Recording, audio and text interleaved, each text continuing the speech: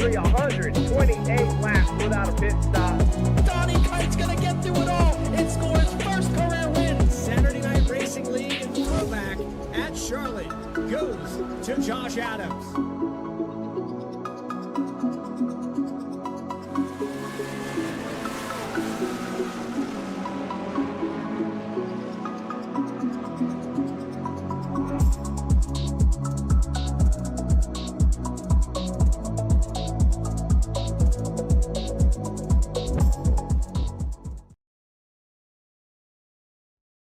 Racing isn't easy, but experiencing it is.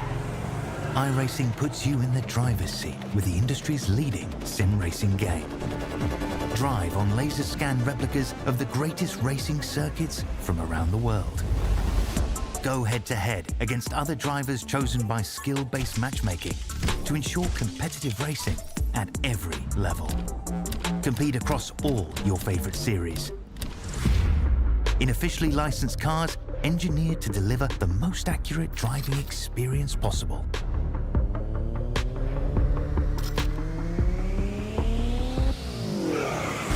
Join a race or host your own with players from across the globe. Race against the computer or in a league with friends. Feel the thrill behind the wheel. Visit iRacing.com.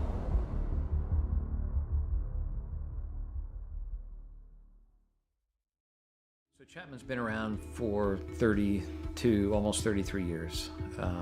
You know, it's a great company. We've built it from 10 people not all that long ago to 32 people today. We continue to grow. We're hiring people all the time. If there's one thing that I could do, like before my time is up at Chapman, it is making sure that we've built a company that will stand the test of time. And my goal as the current owner of the company, or one of the owners of the company, is to ensure that we can pass the ownership of the organization on to the next generation of people coming up the ranks today.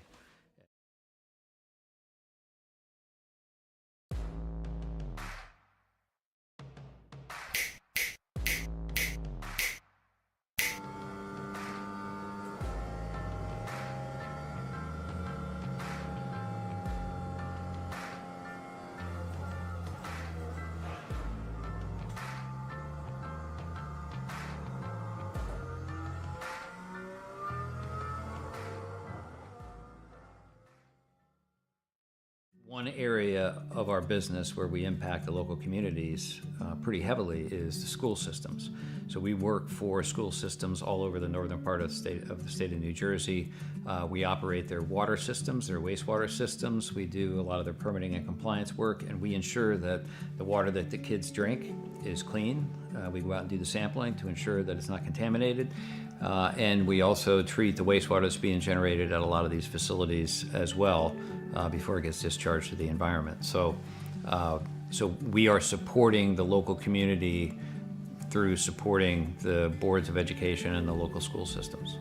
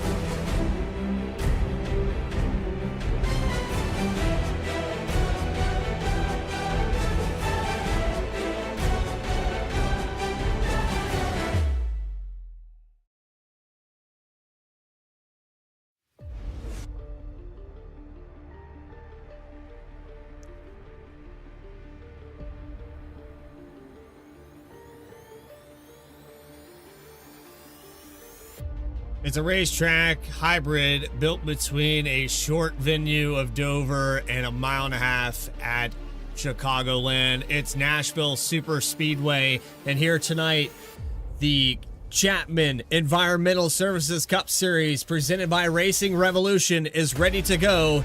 Who will be king of the concrete for race number 13? Welcome in, everybody. It's the Music City 200 from Nashville Super Speedway. I am your host, Bradley Cooper, back from my hiatus after a race at Charlotte that apparently was dominated in the forthcoming of Rob Rader having a speeding penalty. It sounds like the chat favorite found his way to victory lane again. Man, I tell you, I must have missed a long one there. About 2.5 hours at Charlotte. Grueling, long distance. Alex, this is going to be a different animal. Yeah, it absolutely was. Last week was the test of endurance that you get with a 300-mile race. Here, though, this is going to be a test of mental endurance. The concrete so much less grippy than the asphalt you typically run on. And I have a feeling we're going to see a lot of drivers with some handling issues here today, just from the nature of they don't run concrete often. Taking a look at the points, 130 above that cutoff line. Of course, those 4 wins. He's got stage wins. He's going to have a lot of bonus points going into that cutoff.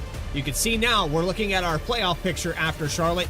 We're at the halfway point of the regular season, and with about 53 seconds left in this warm-up, this is going to be a racetrack that kind of can dictate the momentum going into the postseason. Yeah, you really need to, you got to start thinking this is about the halfway point of the regular season, give or take, and you really got to start thinking like, all right, if I'm not in position now, what do I need to do? What do I need to change as a driver to start getting yourself in that position? Because you can't make up 50, 60 points overnight. You got to chip at it week after week, and it could start right here tonight in Nashville. Track map on your screen opened January 1st, 2001, and it was an answer to Nashville Fairgrounds, which is getting renovations to help service the Cup Series and extending the seating area. But right now, as it sits, this 1.33-mile oval with 14 degrees of banking is going to serve as the host for the Cup Series in the future. And, boots on the ground. You said it there earlier. I was here just this past weekend. I got to see all 3 races. And I got to see Ryan Blaney just dominate there in that final stage of the race. But it really does come down to this track does not chew up the tires. The banking is not steep enough to make passes. It's going to be difficult for these drivers to get around one another. Yeah, certainly is going to be a bit of a tricky situation when it comes to that. It really will be a matter of keeping yourself in position and capitalizing when people make a mistake in front of you. And finally, our race analysis, 150 laps here today, 45-mile-per-hour pit road speed limit, 5 tire sets available in the pits with 2 green-white checkered attempts in the stage at lap 23. Last week, we had 2 stages. We're back to 1 stage now with the shorter distance and, of course, on that iRacing fixed setup. But with that, it's time to take you trackside, get that grid on your screen, and it's time for our pole award. Starting on the top spot here tonight, well, no surprise, fan favorite, he's doing it again. He's going to start on the top position. Coastal Financial Pole Award goes to Jeremy Burns in the number 9. With the rest of the grid coming up on your screen here, it's going to be to the outside for Alex Forget Berube, about 0.04 of a second off there for the number 19. Row number 2 belongs to Al Likens, Justice Murphy in the 12. He will start in 4th. Maybe the 12 car will have the same success as the Cup Series 12 in real life. Nick Alves will start in the 5th position. 6th spot goes to Tyler Harrison. 7th goes to Parker Johnston. Michael Call will start in 8th, and rounding out your top 10, Trevor Erhardt, Kevin Orlando Jr. Going back to row number 6, we're going to have the 35 of Dylan Picklesheimer alongside the 54 of Caleb Gilbert. Row 7, going to be Dakota Floyd in that 57 machine, the 66 of Carter Lins out to his outside with the 29.555. Row 8 coming up on your screen. Matt Robinson in the 11, the 77 of Grant Thorpe. Michael Reed, Daniel Holloway, last week's runner-up, make up row number 9. And row 10 is Chris Nail and Travis Gilbert. 11 more cars to talk about with Brandon Richardson, Christopher Schaefer in 22nd, Trevor Keith and Justin Ritchie for row number 12. Then you have Jacob Sirkovich and Michael Bennett, 26th. 27th, Kyle Stewart, Joe Joya, and rounding out the rest of your field with Kyle Diaz, Grant Turner electing not to take a time, and Rob Rader at the tail end of this field. Here we go for 150 laps. It's the Music City 200 at Nashville.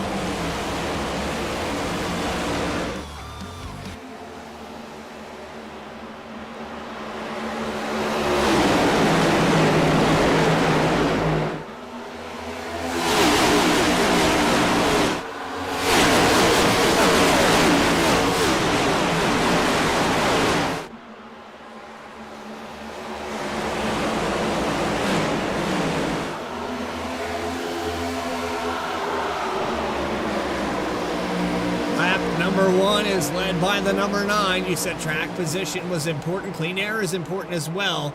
You can see a little bit different line, a little bit different approach there for the number 9. The 19 is able to get cleaner on the bottom. And we got 3 wide back here with Kevin Orlando on the outside of Nick Alves. The 13 of Likens falls back. He's still 3 wide with the 48 on the outside. Shuffling here in the early going, cars jockeying for position. You see Michael Call gets a big piece of the wall out of 4. Coming a little further back, there's Caleb Gilbert trying to make a move on the outside of Al Likens. Likens qualified up in that second row. Fell back big time in the opening couple laps, just trying to hold into the top 10 as they run. Riding on board with Dylan Picklesheimer. He started in 11th, lost the position in those first couple laps. He's trying to work his way back around Al Likens, who's falling through this field. Likens started up in the top 5. He's back to 7th. Johnston also losing some positions. It's going to be a jostle around here, but you got to take them while you can get them. You're seeing the guys that are moving up through this field with the 89 of Michael Call, the 27 of Kevin Orlando. They took no prisoners as they move their way to the top 5. Yeah, big moves from both of them early and capitalizing on cars who just didn't quite get going as fast. See the 89 now settling into that nice running spot there, the 5th place, just ahead of Kevin Orlando. A little further behind, Trevor Erhardt trying to hold on to that spot as we jump back to Picklesheimer, making a move to the outside. This is that battle for 7th. Trevor Erhardt and Nick Alves door to door through 1 and 2. Looks like Earhart's going to be able to carry that speed off of 2. He'll take away that spot and move into P7. Erhardt tagged the wall there coming out of turn 4. It's easy to do here as we ride on board with him. You know, another driver that was really good at tagging the wall at tracks similar to this is a little bit further back in this field. Elected not to take a time here today. Let's see if I can find him. Should be back here around Grant Turner, yes. And Grant Turner, of course, with the pedal cameras, all the cameras to give you all the angles here. But he definitely had a struggle there a few weeks ago at Kansas. He tagged that wall on the exit. This is another one of those racetracks, and if you get too soon back to the throttle, it's very easy to do. Yeah, and that's the dangerous part with this track. You know, there's enough time where you really feel like, oh, I can get back onto the throttle now. And it's typically about a half second earlier than you really should. You got to have that patience to get back onto the throttle. As you see Grant Turner, a little nudge to Kyle Diaz, trying to encourage him to make the move on Rob Rader to hopefully let him through as well. Kind of watching this unfold as Diaz and Turner going to go past Rader on the inside. 53 drops all the way back to the 31st position. The Raiders struggling here, and I'm not sure if it was a penalty from last week, exactly what the issue was. We know that he got a penalty during that race that put him behind the 8 ball, and that race, of course, went green. He lost a ton of positions, fell all the way out of the top 10. He led a lot of laps, but then it was Jeremy Burns there to pick up the pieces. Burns getting his 4th win, I believe, of the season, and he is checked out from this field. He is 1.3 seconds ahead, almost 1.4 ahead of Alex Forget. Yeah, you know, just a couple of laps ago, Forget was only about a quarter second back. Oh, the 27! Orlando's around. Big wreck on the back straightaway. Oh, and they're still wrecking. Kevin Orlando Jr., podium finisher from a week ago, part of an absolute junkyard on the back straightaway here on lap number 9. 15 of Trevor Keith involved in that. Also the 10 of Kyle Stewart. About 4 or 5 cars involved down this back straightaway. Let's take you back on an instant replay to find out what happened. So he's battling here with Michael Call door to door through 1 and 2. And man, they both had handling maybe issues. I think the 27 was loose and the 89 was tight right there. I almost wondered, that kind of looked a little clunky as well. That might have also been a little bit of net code if we could get a better angle of the contact. Because it didn't look like they had actually... all right, they probably would have hit either way, but yeah. 27 goes around and just piles up everybody on the back straightaway. That was a huge wreck. Johnson involved, Picklesheimer. I think there was a couple of other folks that were caught down to the inside as well who washed down the track. This is on board with Picklesheimer. Nowhere to go for Trevor Keith. Impact. Yeah. Took Travis Gilbert with him. Kyle Stewart part of that. Michael Reed as well. I think Stewart was just trying to get woed up in time. I don't think he really got any damage from it, but we'll go on board with him here. He was having handling issues of his own through that portion of the track. And that is a theme I think we're going to see a lot tonight. Cold concrete is not a particularly grippy substance, and I have a feeling that we're going to see a lot of cars coming off the corner. Just if you don't get that thing pointed the right way, it's going to be a tough time to wrangle back in. Track conditions on the top of your screen, 69 degrees in the air, track temperature at 73. So it is very, very cool out here, and it's even came down a degree as we started talking about it. So it's continuing to cool off. Of course, the Cup Series in real life started at around 6 p.m., so the sun was out on this racetrack for the first stage of racing, and we're about halfway through the first stage of this event, but the lights are already on, so this track going to continue to cool off as we progress through this evening. And Nashville Superspeedway, notorious for scrubbing off speed and sliding these cars around. But another thing here, Alex, we didn't really touch on, the handling of this car. This next-gen series car is very difficult to hang out. It doesn't wedge very well with that independent rear end.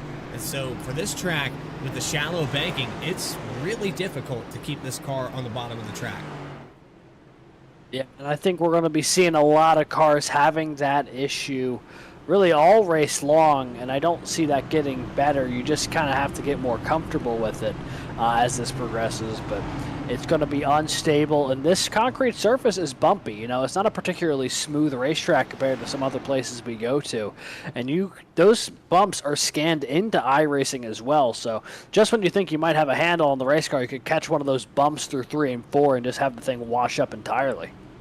Rob Rader taking an early exit here today, parks it behind the wall, 31st position for the finishing spot for him. He is already 3 laps down and a very, very early exit for him. Probably not recoverable. Not sure if it was a connection issue or if he got caught up in that, but the 53 behind the wall. Here we go for another restart. Jeremy Burns chooses the inside of Alex Forget-Berube, and the front row is still the same from where we started this event, as Berube was able to hold off Justice Murphy just long enough for that caution. Lap number 13 at the 1 1/3 at Nashville. Good launch there for the 9. He'll take advantage, get back to the point. Forget going to carry some speed through that middle lane. Let's see if he can clear Michael Call off at 2. Looks like he will. Call will settle into 3rd.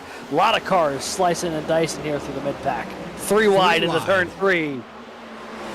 Joe Joya stuck in the middle here, trying to find a place to be. He's getting pinched down by the 10. He gave him some room, backs out of it. Car on the wall in front of him. That's the 5 of Sirkovich, I believe. And they're going to continue to thunder on side by side with Tyler Harrison and Matt Robinson up in the 5th position. Top 5 now for the 45. He's up 1. Yeah, Harrison hanging to the inside of Michael Call here down the back straightaway. Matt Robinson right in the mix as well. They'll go side by side down through 3 and 4. No real room between the two of them as they come to the start-finish line in a dead heat. Dead even at the line for that 5th and final spot of the top 5. Robinson and Ritchie going to start going to war just behind him as well. And this stacking up is going to start letting those leaders pull away a little bit as Call hammered the wall off of 2.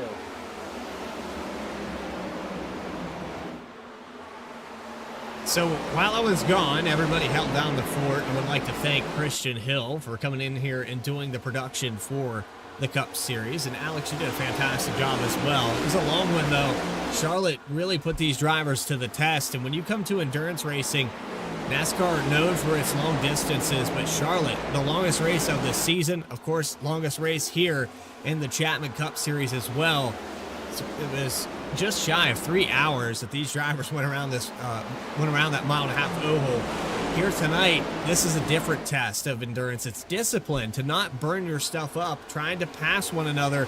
You're already seeing some of these guys struggle early in this run. Nobody really came down pit road for tires. It was fuel only for a lot of these stops.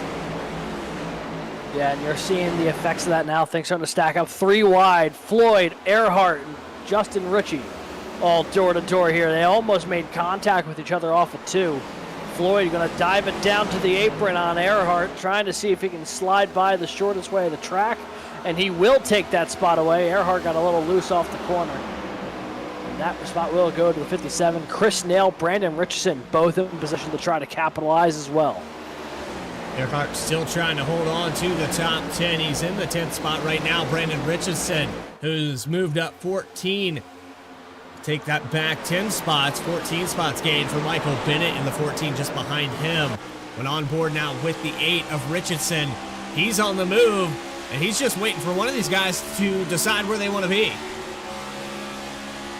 Yeah, that's a tough place to be if you're Brandon Richardson. You know, you want to start making moves. You want to keep going forward, and you're kind of at a spot where you're just waiting to see if someone steps out of line or gives you an opening. Because you can't. Oh boy, Chris Nail, aggressive to get into that spot, fill the gap. He's going to hold on to the 10th. And now here comes Bennett diving to the inside. When you run in this, like, you know, 8th to 15th sort of realm, you are constantly having to keep your head on a swivel. Because the moment you know you can't make a pass on the car in front of you, the guy behind you almost certainly is ready to jump you. Riding on board now with Michael Bennett. He's in the same situation. He just watched Richardson try to clear the 88. He's not quite done it just yet. That was Chris Nail, who jumped up in front of the 8 machine just a moment ago. You also had a car tag the wall just in front of them. But it continues to be organized chaos back here from 10th on back. So make their way back into turns 1 and 2. See, there's the gap for the lead. Jeremy Burns, 0.3 of a second over Alex Forget as they run. Justice Murphy about 0.3 behind them. The 9 has not opened up the gap quite the way he did in that first 10-lap stint that they did. Forget's been hanging just about 2 car lengths from him since the restart. And has been more or less at that distance as they've been going. The rest of the field starting to pull back a little bit. I think a lot of that could be from the side drafting of all battling for position. No one's really gotten up here to try to take the fight to these two, though, through the opening 22 laps. So we saw Murphy fight for Jet right at the tail end of that opening bit before the first caution of the day. But since they've gotten going again, he's got a little bit of work to do to get back up and battle for that second spot. Well, it's the aero blocking in this car that makes it even more difficult when you have guys like Jeremy Burns in that clean air. Maybe not pulling out to quite the lead he had earlier. Forget seems to be running a little bit lower line, especially through 1 and 2. And off of that corner, he's going to gain about a 10th there. He was a little bit faster through that section of the racetrack. Alex Forget is on offense now. We might see a battle for the lead if he can keep this momentum. He's reeling them in just a little bit here as they go into turn 1. He'll take a couple of good corners, though, to really make some headway. The thing with Nashville, and if you had the opportunity to tune into the broadcast of the NASCAR Cup Series on Sunday, one thing that they mentioned, Nashville very much a track where you gain a couple tenths a lap. You can't really be making those big runs like we saw last week at Charlotte. You just kind of keep chipping away at it. And that seems to be what Forget's doing right now. He's about 3 or 4 hundredths closer than he was a couple laps ago. Just getting a little bit tighter to the 9. And the closer you get, though, you start running into more of that dirty air coming off the back end of the leader. So then you got to start thinking, all right, where can I put my car that isn't going to be in that wash? Yeah, big time. He lost a lot there. Everything that he had gained, he lost it through 1 and 2. He's going to fall back to over 0.4 of a second now. And for the 19, it's backing up these corners, trying not to get to the throttle too early. And you just touched upon it there, that wash, this car, so aero heavy in the front end. You see that front splitter, it's got rear diffusers that really cut through the air as you look off the front end. If you go deeper in this field, it's even worse. These guys are all single file, running from about 6th on back to 8th or 9th. And there's Chris Nail in the 10th position. He's got a little gap in front of Richardson. Yeah, we'll jump on board here with the 88 running in that 10th position right now.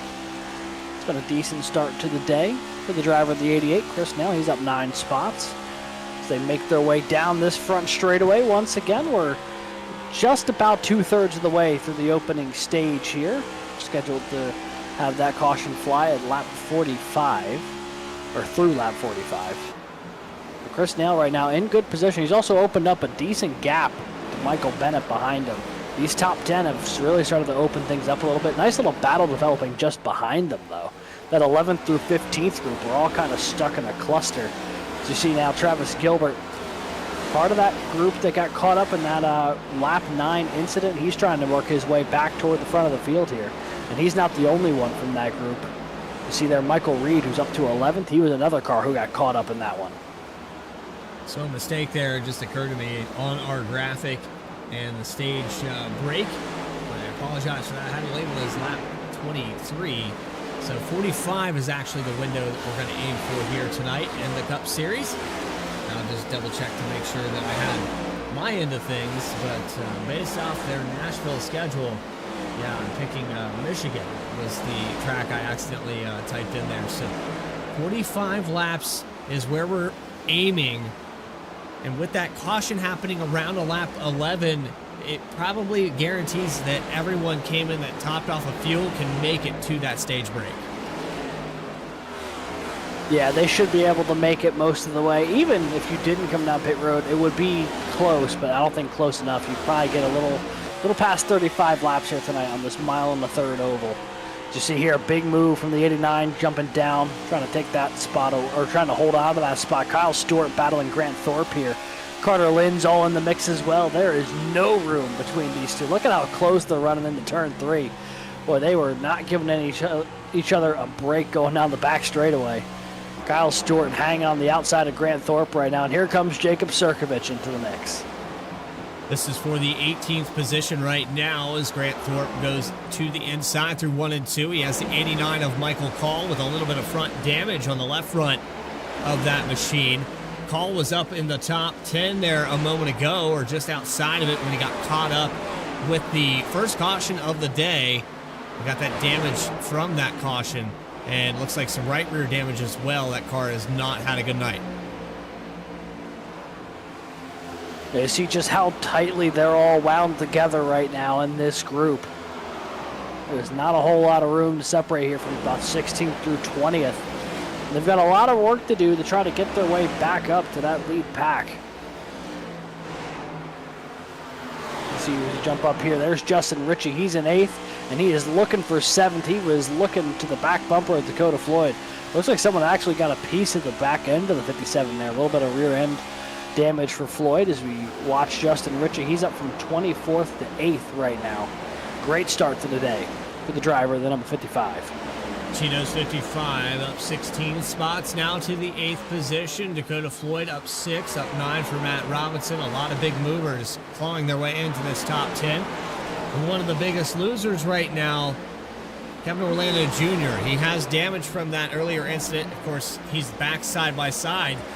And you see him back out of this, out of turn 4. Remember, the 89 was the car that got into the door of the 27 just a moment ago.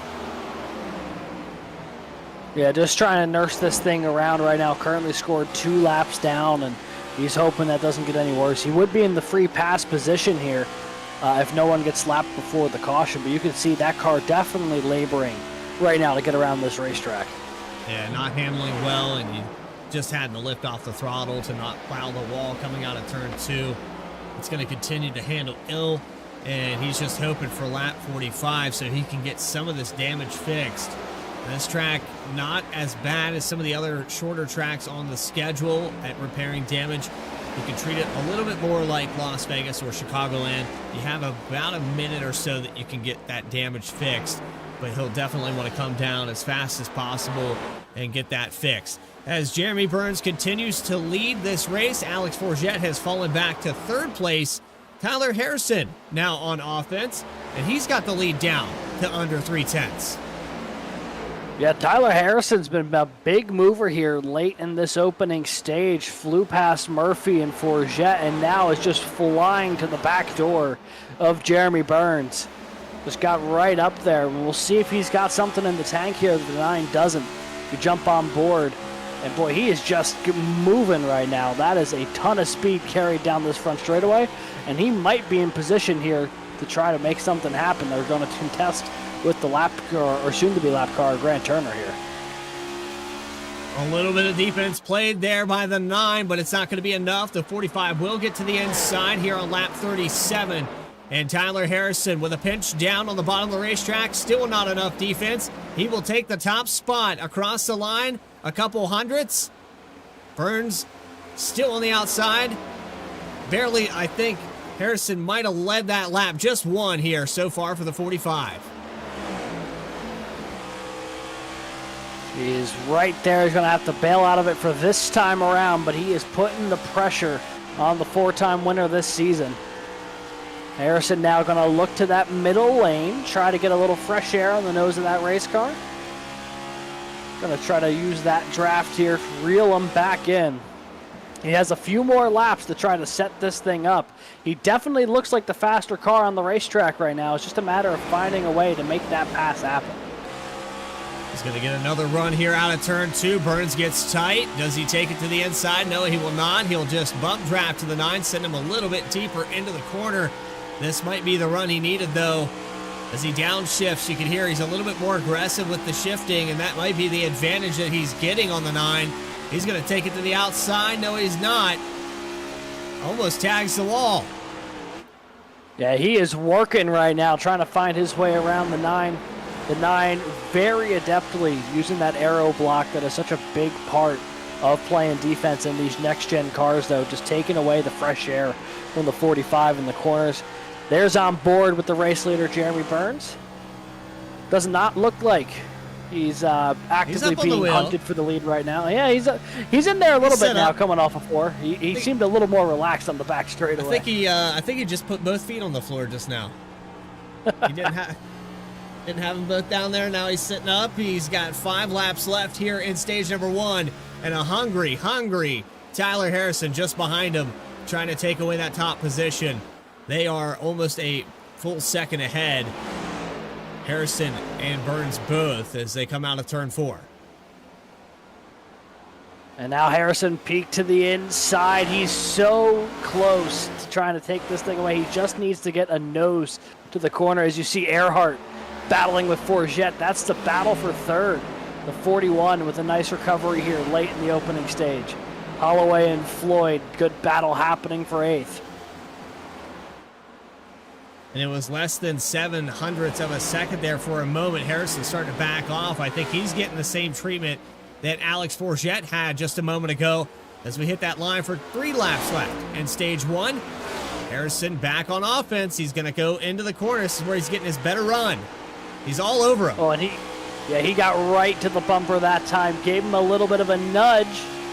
Oh, he's to the inside now. Tyler Harrison looking to take the lead away in the turn number 3. He's going to drive it down deep, and he will take that spot away, but Jeremy Burns right back on the attack out of 4. He's going to protect that inside. 2 laps to go for stage number 1 in race number 13. The driver of 4 wins. Driver of no wins. Harrison trying to lock up his way into the playoffs, and I'm not entirely sure if he has made enough races. I know that he missed a few, but I think he's good to go, and this should count towards his playoff contention as he'll come off of turn 4. We'll put that white flag in the air for stage 1. Harrison now opening up the gap on Jeremy Burns just a little bit. Starting to try to maybe back things off just a hair. And, he maybe does not have that win yet this season, but he is 3rd in points. It's been a good start to the year when he has been able to take to the track, and now he's going to be able to add another stage win to the tally as he makes his way off of turn 4. Here he is, Tyler Harrison, going to claim stage number 1 from Music City. The 45 gets it done at the 1.33-mile racetrack. Top 10 from the stage. Going to be popping up here. Harrison, Burns, Forget, Erhardt, and Murphy, your top 5. Robinson, Reed, Holloway, Floyd, and Travis Gilbert, your top 10.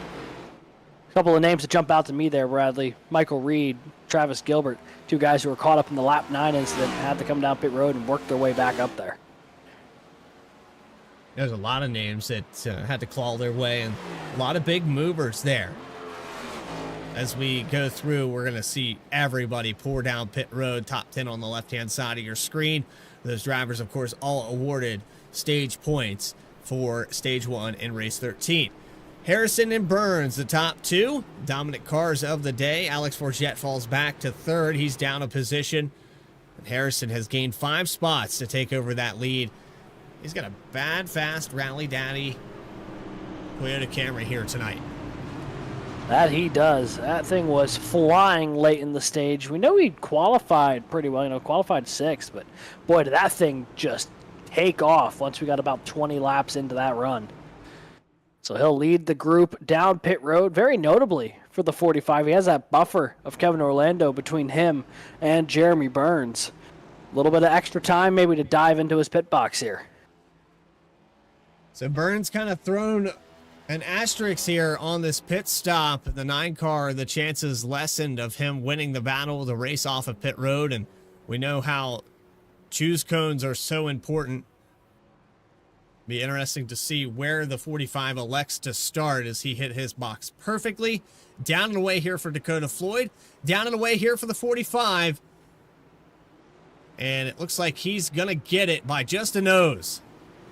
Yeah, it looks like that race off of pit road will go Tyler Harrison's way. It was close, although currently the 9 marked in front of him as they exit. It did look like Harrison got him at the line, though.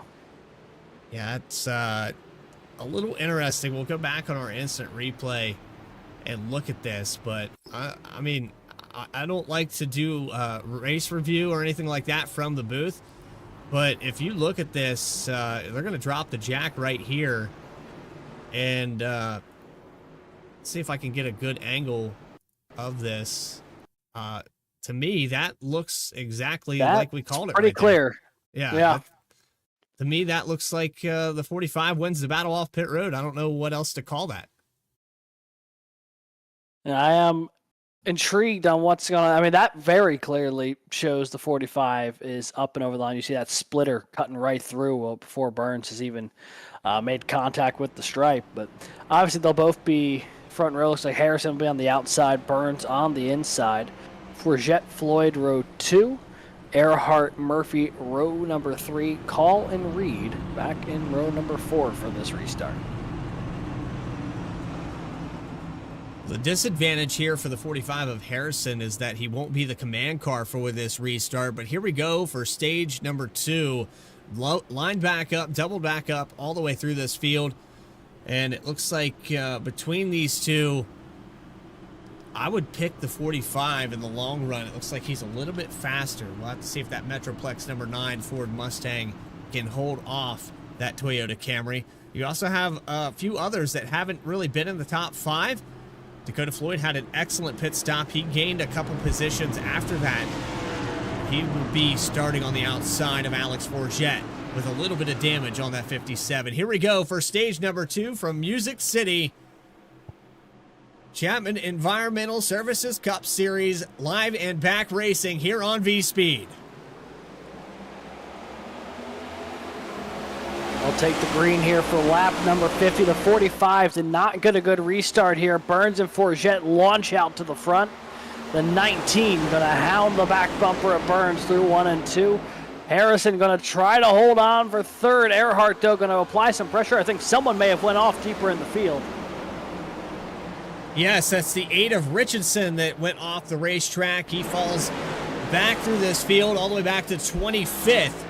And Kevin Orlando and a few others a lap down, but Tyler Harrison has had a connection issue, and it looks like he's off the racetrack as well.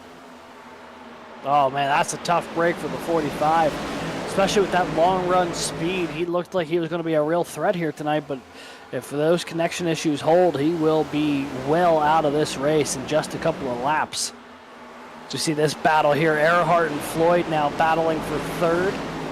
Got Robinson and Michael Reed hot on their tails as well. Reed going to take a look to the inside of Robinson as they make their way down this front straightaway. Going to roar into turn 1.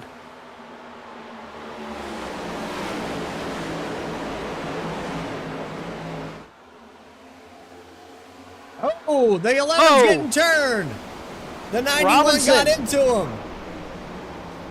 Spinning down into the infield wall. They are out of the racing line. And because of that, iRacing has elected not to throw the yellow flag. This race continues. For better or for worse, you see Robinson just going to put it right back on the racing surface. Apron be damned.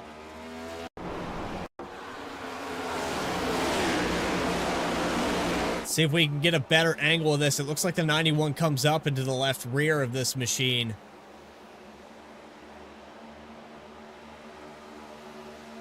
And he just continues to come up, gets into the left rear, and the 11 takes a spin down off the racing surface, as you said. And it's unfortunate there because now for the 11, it's a long and lonesome road on this concrete oval.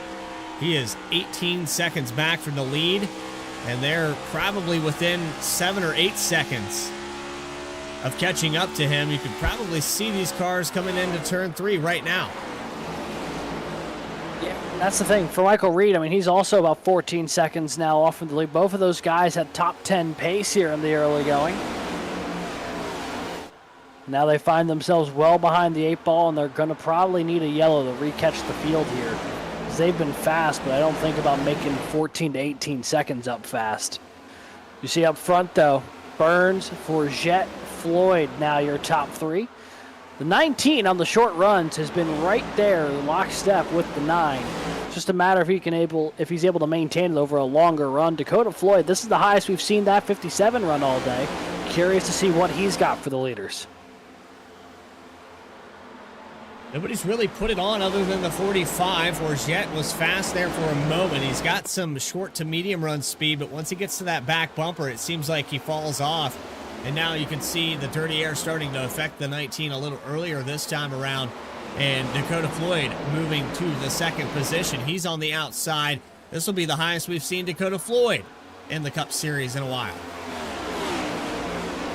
Floyd kind of try to make this move around the outside. That number 57 is going to dig through that middle lane, trying to find any sort of traction here to pull alongside the 19. Not going to be able to do it that time but maybe a run here into turn 3. Looks like Forget just so barely clipped the wall there through 3 and 4, going into turn 3. Things kind of single filed out in this lead group, and a new contender in the top 5 as well. That was Travis Gilbert, who's moved his way up to 5th. So you see now deeper in this field, Grant Thorpe stuck in a hornet's nest going into turn 1. That's the 27 of Kevin Orlando trying to get some of his laps back. He's 11 laps down, but currently running around the 11th position. Michael Bennett just trying to clear him here.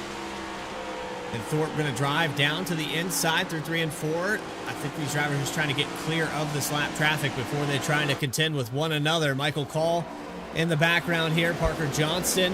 Some of these cars that had some damage earlier. Looks like Michael Call did not get that left front damage repaired. He is still driving that thing as fast as it will go. Closest battle on the racetrack right now is for the 3rd spot. Yeah, now this battle, same as we just saw, but Floyd on the inside. Maybe that's the winning recipe here for him to move up to P2. Was trying it on the outside against Forget. Couldn't find the traction in 1 and 2. This time, though, he's down to the apron. And he might be able to get that run he needs through the middle of the corner. Looks a lot better for him this time around. And just going to be hanging there, now dropping back. So another attempt there for Floyd that does not end up panning out. He's tried the outside, he's tried the inside. Has just not been able to figure out the puzzle that is Alex Forget just yet. I think that damage, knocking off 100th here or 100th there, and you said it takes 100th or 2 each lap to get around somebody, you chip away at them. I think for the 57 of Floyd, that damage in the center of that rear bumper is probably hindering him down the straightaways. So even if the 57 does have a good exit, you can see he's kind of pushing up the racetrack a little bit now. I think he's using that car up. He had a lot of speed through the entry, just not able to complete the pass. Yeah, as this is unfolding, that battle for 4th is still underway. Travis Gilbert just slides in under Dakota Floyd. Under Trevor Erhardt, apologies. And now Travis Gilbert man who sits second in the points as they come into tonight's race. He's up from 20th here. This is as high as he's run all night, and he's looking for third as he takes a peek to the inside of Dakota Floyd. He is really moving right now. And Jeremy Burns up front, I mean, he's had the lead for the majority of the evening outside of the couple laps right before the stage, but really since that opening 10 laps, he has not been able to generate any kind of major separation from the rest of the field. Not like we saw in that first stage, especially in those first 10 or so laps. Nobody really contested him in those first 10, and he pulled away over a full second from Alex Forget. But it looks like now he's found his stride, and these guys fighting amongst themselves from second on back right now. We saw it cost them a lot of time. I think Burns loving what he sees in his mirror right now. If the 22, the 19, and the 57 continue to race side by side, that could allow the 9 to advance even more. And you saw it here in the Cup Series action. Clean air is so important here. Ryan Blaney was able to check out from the rest of this field. It was over a 3-second lead, and he put a lot of guys a lap down. So if this race continues to stay green, we could see some of that. Yeah, we're seeing now Floyd back to the outside, trying to find his way around Forget once again. Travis Gilbert, Trevor Erhardt just behind him as well. Justice Murphy just behind them. Once again, Floyd not able to find the answer there. We take a look at this battle a little deeper back. That is Michael Bennett leading a train of cars here into turn 3. This is Grant Thorpe, who also has Caleb Gilbert just behind him. He'll peek to the inside off of 3 and 4. Not a very good exit there. He washed up the racetrack, and it looks like Gilbert will have the advantage. He won't take it anywhere. The 10 car, though, just behind him of Kyle Stewart. There's Justin Ritchie, who was having good success in the first stage.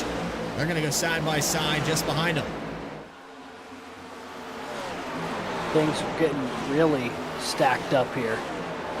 You see, there's Caleb Gilbert to the inside, Grant Thorpe up high. Kyle Stewart, Justin Ritchie just behind them. Down to the apron goes Caleb Gilbert, going to slide back up, trying to do what he can to hold off Grant Thorpe. I do not know if it's going to be enough, though. That 77 looks really good through 1 and 2, and he is almost going to take that spot away. Not clear yet at the 54. Now he is, as Justin Ritchie gives him a shove, and Kyle Stewart going to try to follow him through. On the outside through 3 and 4 for the 10 car. He'll have the momentum going across the tri-oval. Another spot gain now to 15th for Stewart as he's just shy of the 14th spot going into 1. He had it for a moment there to try to pinch down on Caleb Gilbert. Hold it down on the outside. Here he goes down the backstretch. He's clear. That he is, and now Daniel Holloway looking to get in on the action. It's been a tough couple laps here for Caleb Gilbert. Grant Thorpe has gone by, so has Justin Ritchie, so is Kyle Stewart. Now Holloway looking to do the same. Gilbert, though, fighting back on the inside, trying to get alongside Kyle Stewart here. In this field, I've been looking at the timing table, Bradley. It is thinning out in a hurry. We've only got about 23 cars still on the lead lap here, and we're not even at the halfway point. A number of cars with early exits from this one tonight. Yeah, and it's Tyler Harrison, Christopher Schaefer, Dylan Picklesheimer, Trevor Keith, and Rob Rader all behind the wall here tonight. Then you have Kevin Orlando Jr., 11 laps down. Al Likens, Grant Turner, the last car off the lead lap. The last car on that lead lap is Michael Reed, but he has damage as we watch this battle unfold for the second position. Looks like Travis Gilbert rather, in the 22 has picked up the speed. He was faster than your leader by 100th of a second last time by. Yeah, now he's knocking on the door of Alex Forget. Oh, he sent him in the corner. What a save there for Forget, but he's going to lose about 5 or 6 positions from that. I was just about to say he was really going to have to try to figure something out to get by Forget. We saw how hard Dakota Floyd tried and could not figure it out.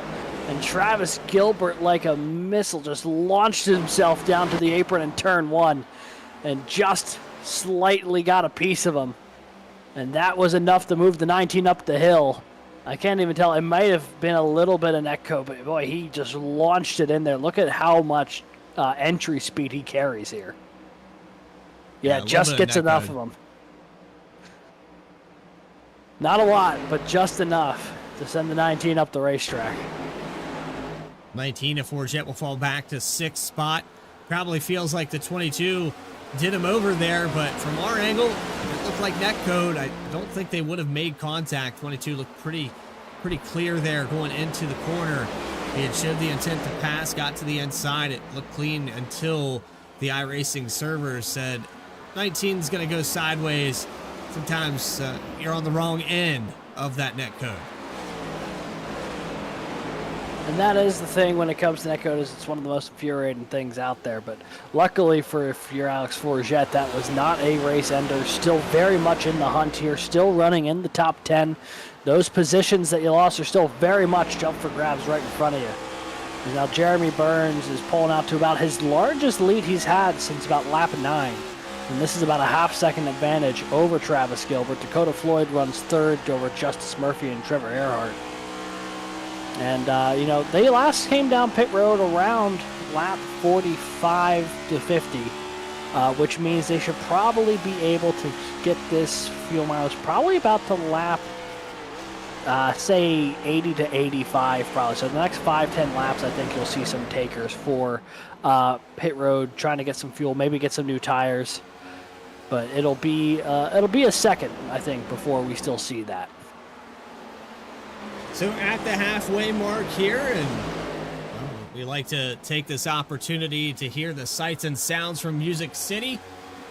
So let's go ahead and find those volume knobs and get loud here on iRacing. We're going to go ahead and do it for KSX Graphics. Let's bring some noise for the pit barrels here on V-Speed.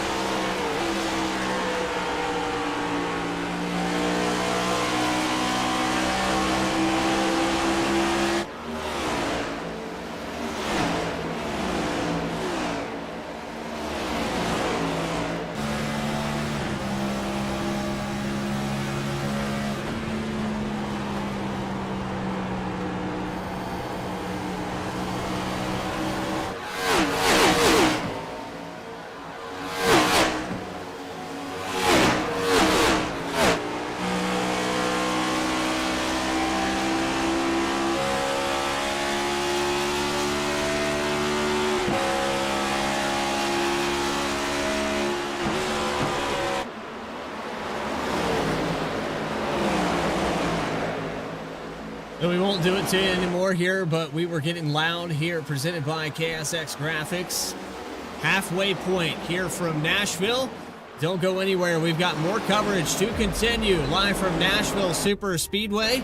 You are watching the Chapman Environmental Services. Been around for 32, almost 33 years. It's a great company.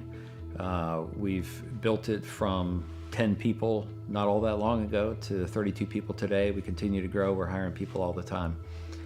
If there's one thing that I could do, like before my time is up at Chapman, it is making sure that we've built a company that will stand the test of time. And my goal as the current owner of the company, or one of the owners of the company, is to ensure that we can pass the ownership of the organization on to the next generation of people coming up the ranks today.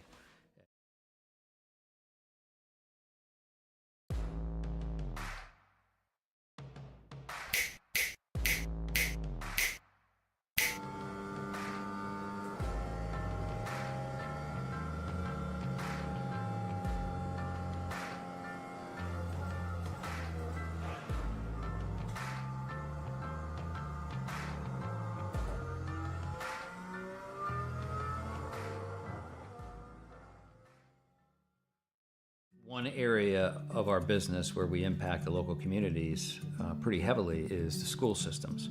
So we work for school systems all over the northern part of the state of New Jersey. We operate their water systems, their wastewater systems. We do a lot of their permitting and compliance work, and we ensure that the water that the kids drink is clean. We go out and do the sampling to ensure that it's not contaminated.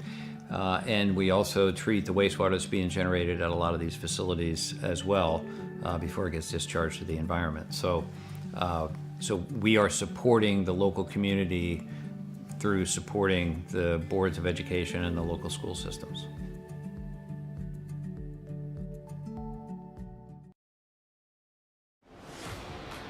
Welcome back here to Nashville Super Speedway, where we are starting our green flag pit stops. It looks like Jeremy Burns, Trevor Erhardt, Nick Alves, and a few others. There's Gilbert in the background exiting his stall, and it looks like not a good pit stop here for the number 9, as the 22 will be right on his back bumper off of pit road.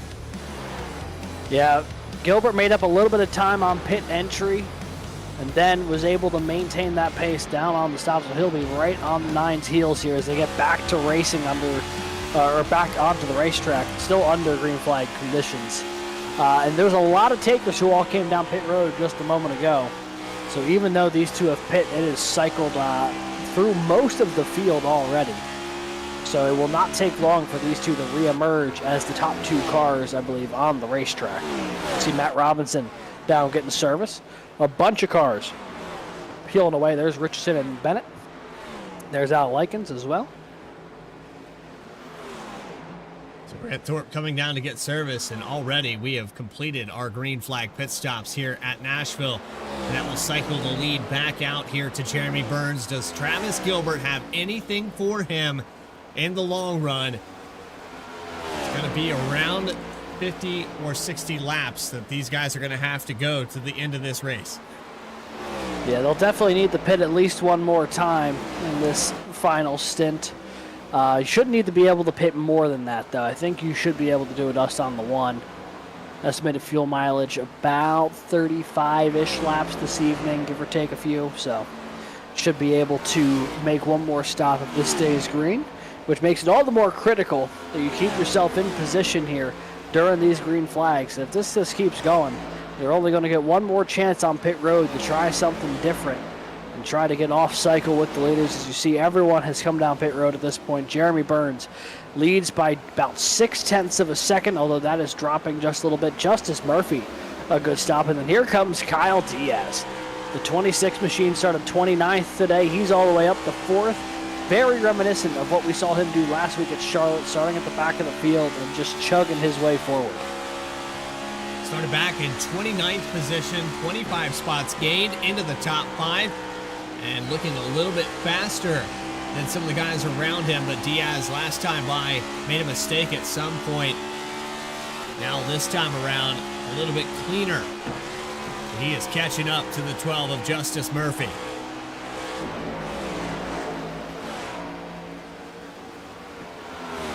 You see, as they run there's Murphy, Diaz, Alves, Erhardt. Some of these names we've seen in the top 10 a good bit tonight. A couple of folks like Diaz, a little bit of a newcomer to the group. Carter Linz, also about as high as he's run here tonight, up in that 7th position. That number 66, or 14th here today. Then you get Alex Forget, who's still in the top 10 after that incident with Travis Gilbert. Gilbert runs 2nd, Forget back to 8th, but still in the top 10, trying to salvage this day. Before the Cup Series, it's so competitive here for Chapman Environmental Services and everyone that puts this on. It really is a tough one. You talked about some of the drivers that have taken early exits for the day. Not only is it competitive, but then you have the mistakes or maybe problems with your internet, whatever the case may be. And for me personally, I'm a little bit disappointed, Alex, that we didn't get to see that whole 45 and number 9 battle it out. I felt like the 45 of Harrison would definitely have a shot at the victory here tonight. Yeah, he was wicked fast in the long run, and with the way this second stage has developed, he would have been a wicked fast car to contend with for the lead. That being said, we've got ourselves a nice little battle for the lead unfolding right now. Travis Gilbert has cut that gap down from 0.6 of a second to 0.2 of a second. And you can see he's only about 2.5 car lengths now separated from the race leader. Jeremy Burns has been in control of this race more or less since the drop of the green flag, but at no point has he really gone unchallenged. He's led 82 laps, but I would say of those 82, he's only led maybe about 10 with an advantage of half a second or more. Yeah, and it's kind of finding that clean air. Gilbert doesn't have anyone on the back bumper to contest with, and he's running his line. His only focus right now is offense. Get one more spot, get that lead away from Jeremy Burns, and the 22 is there as they go into turns 1 and 2. Gilbert now to the bottom. He's going to have the run off of 2. He is right on the back bumper here. Less than a car length between them. Gonna take a dive here, maybe into turn 3. Maybe thought against it just a little bit. Burns drove it in really deep. And now the dirty air gonna push back the 22 just a little bit. We'll try to settle this out here once again. They are 3 seconds clear of Justice Murphy. And then behind him, take a look at this battle. 4th through 7th under a blanket. Alves back to Linz. 2 by 2 through 1 and 2. Gal's having a fantastic race as well. He started up in the top 5. He's running side by side right now with Kyle Diaz, the 24. Looks like he's going to get the spot now, officially. He doesn't have it yet. Yeah, now he is very much still in this battle with Kyle Diaz right now. You see him peeking a glance to the right there as he slides up the racetrack, takes that spot away officially now. And now all eyes turn to the mirrors. Now Diaz dives to the inside. And we'll see if Nick Alves takes a peek to the inside of that left side screen here. Doesn't look like it because he has cleared Diaz once again. So Alves back up to the 4th position. I'm going to try to get some distance on that battle happening behind him. Look at how close that was. Erhardt nearly got a piece of Carter Linz in the 1. And this has all let Alex Forget into the mix as well. Alex Forget trying to get his way back to the top 5. He was running up there and around the top 3 at one point in this race. Was battling for the lead in the first stage. Fell out of that. Contact with the 22 set him back even further. Currently in the 8th position as you watch the battle for 6th through 10th.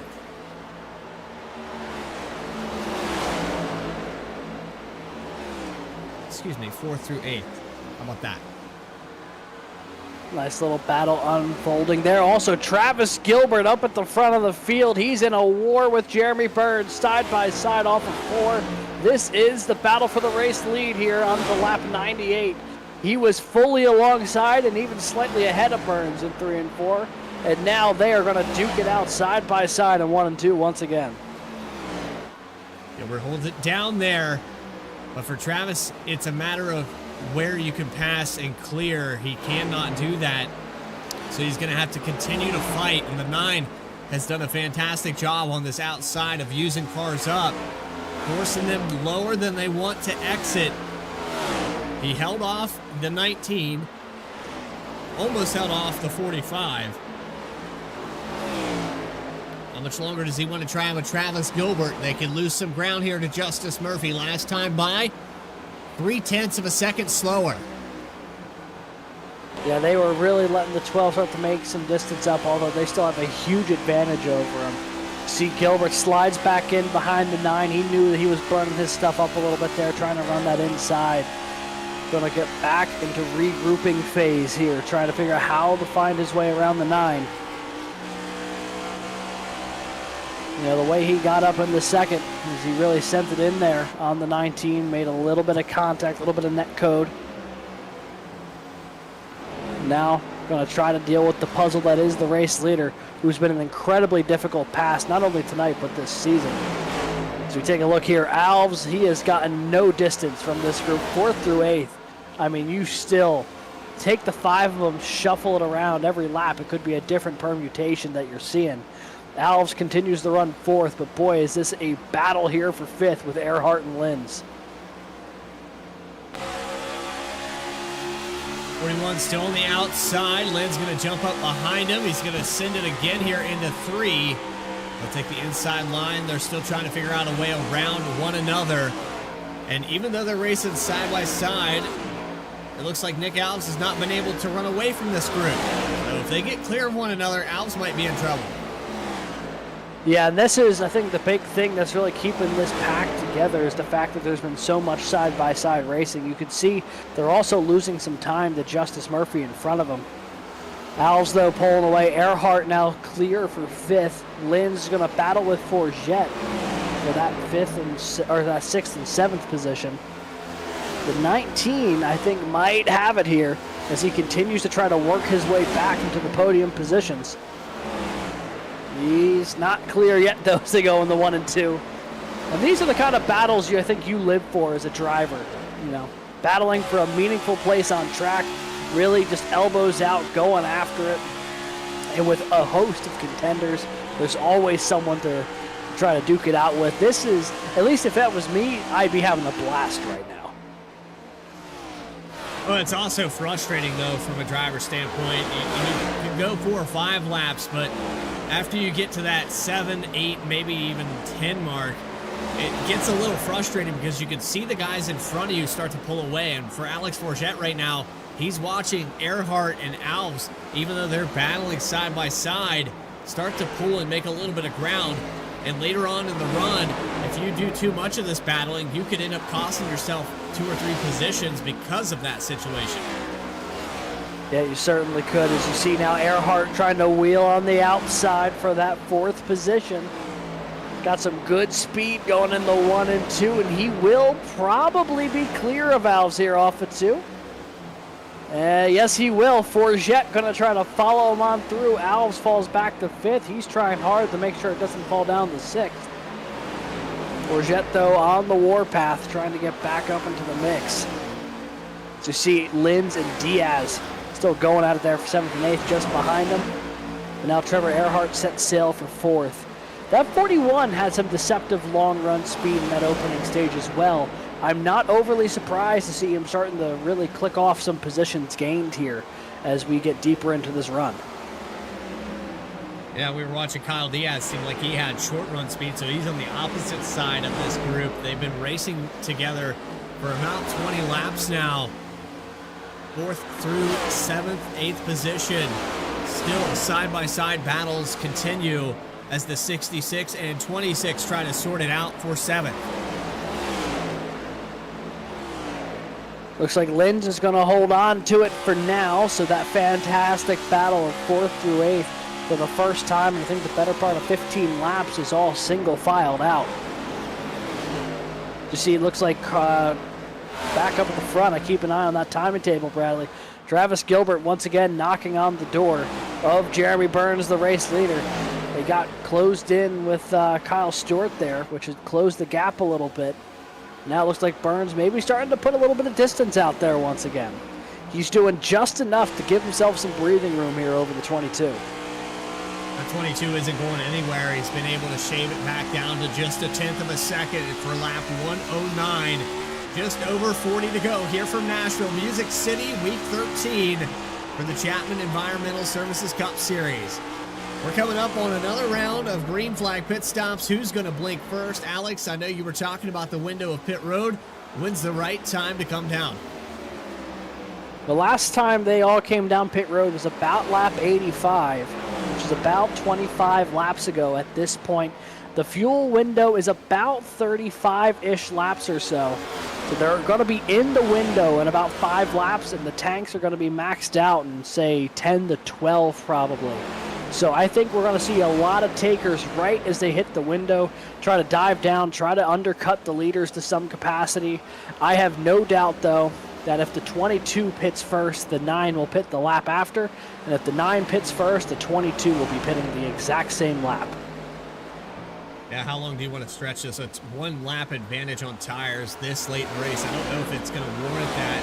These tires haven't really fallen off too much. I think it's about a 7/10 of a fall off here. Their best lap times, a 29.4 for Jeremy Burns. Last time by a 30.127.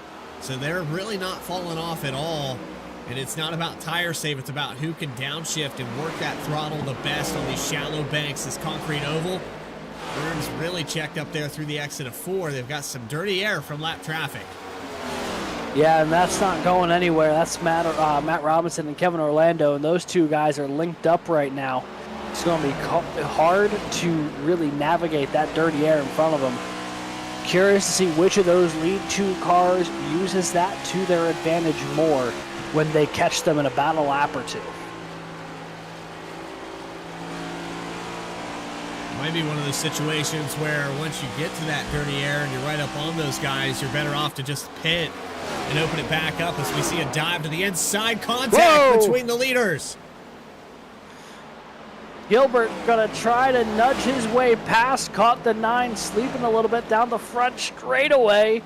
Almost clear, not quite though. He was 90% clear off of turn 2, but it was not enough. And now he's gonna really send it in there again. Oh, and he got wicked tight going into the middle of the corner.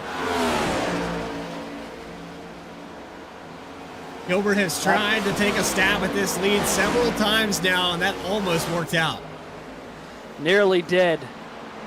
If he was, I don't know, if these cars were 6 inches shorter, he would have been able to clear the 9 off of 2, but Burns was able to hold on just enough to stay alongside down the back straightaway. And then the 22 got so tight on this side of the racetrack last time by. The 9 was able to pounce, jump back to the front. And I'm sure this is about the point in time where if you're the 22, you're just getting unbelievably hot under the helmet right now, trying to figure out what can you do differently that is going to work. You know, you've tried the inside, you've tried the outside, you've tried forcing your way past, you've tried catching them by surprise. And now here he goes down the back straightaway again, going to take a peek to the inside. He's really going to have to send it this time. So last time he got back to the throttle trying to match with Burns. Now he will stay to the door. He's going to have a little bit of an advantage going to 1, but he has to clear him. He has to pull a slide job here. Let's see if he can do it. Burns is going to send it really deep into the corner. Yeah, he did. And the 22 washes up the track. The 2 make contact coming off of turn 2.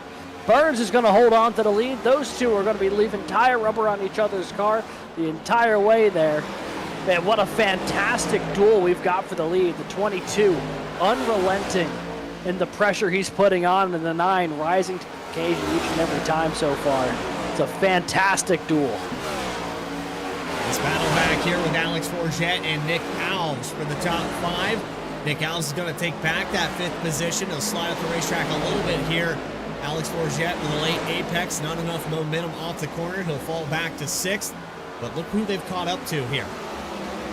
Yeah, Justice Murphy was just kind of hanging out in no man's land for a while in 3rd, but now he's got a whole host of cars on his doorstep as he's actually coming down pit road this time.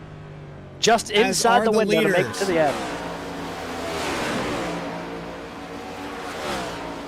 This will be a huge pit stop, Bradley.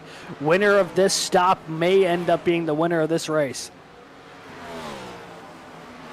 So the 22 already has the jacks up. The 9 finds his way to the first pit stall.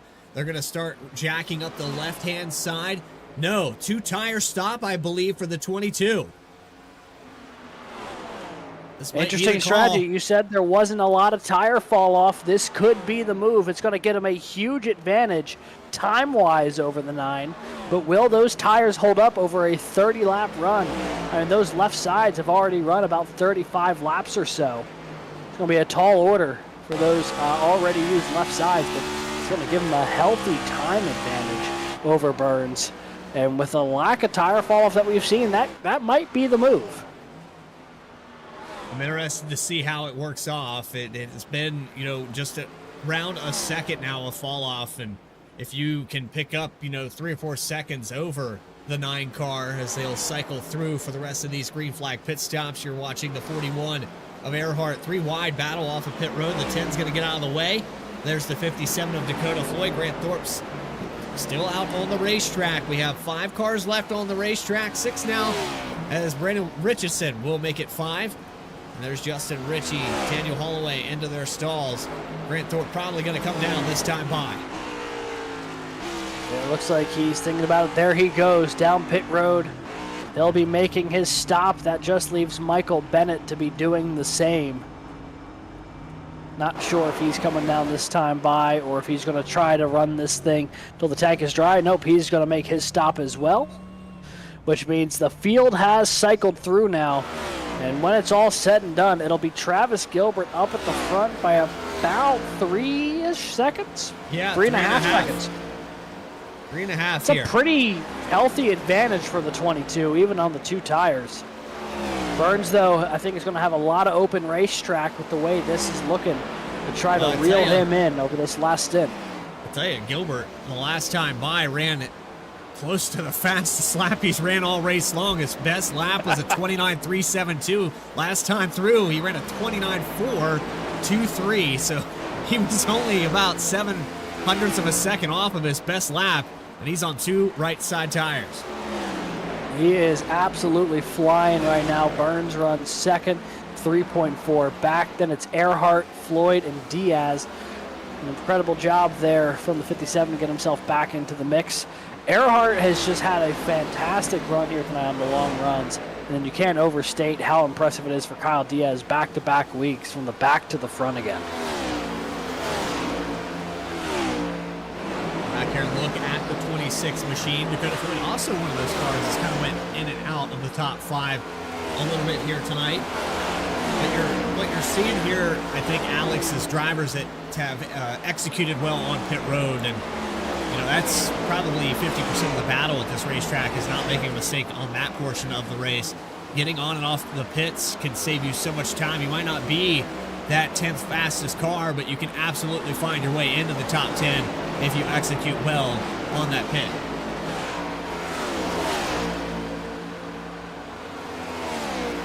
You see here Dakota Floyd, Trevor Erhardt. That's about to be a battle for third if the 57 keeps closing in the way he is. You see Alex Forget looking to the outside of Diaz behind him. That's the battle for 5th. Getting right up to the back bumper of that number 26 Ford. Now he's going to run that middle lane. He's even with the incident earlier, he has not lost any major traction. The lowest he's run is 8th. Back up to 6th here.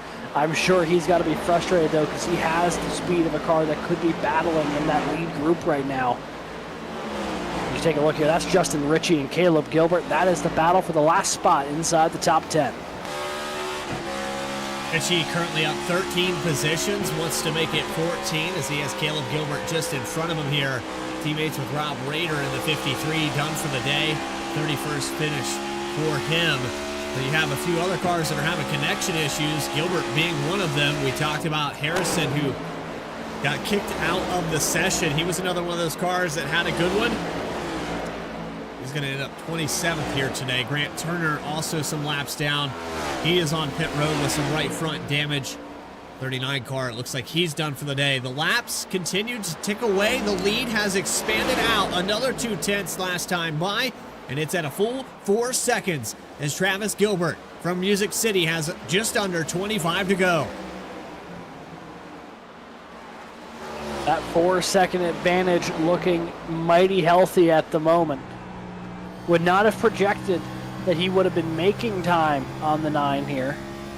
I figured that they would be running fairly even. The 9 maybe reeling them in a little bit, but boy, that's impressive stuff so far from the 22. The 9 trying to get back into the mix, but he has a major advantage over the rest of the field. At this point, if you're Jeremy Burns, you have nothing you need to worry about but keeping those eyes forward and trying to set sail here, as you are 5 seconds clear of third on back. But that's really where things start picking up here. I mean, you see this is the battle Diaz and Forget. They're going at it here for the 5th position still. And they are not all that far behind Erhardt and Floyd ahead of them.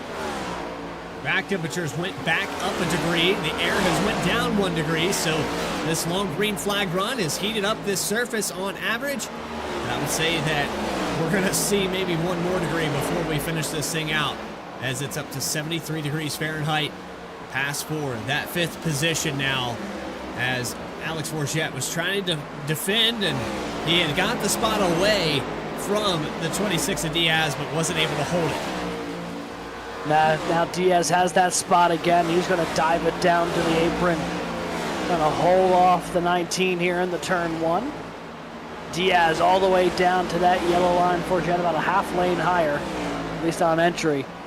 Really made a ton of time there through the center of the corner. You saw that he just flew up to the back bumper of Diaz, and he is going to slide on by to the inside here. Alex Forget launching himself into that 5th position. And Diaz going to look to maybe pay the favor back here. He gets right into the mix, back to the back bumper of that Toyota Camry.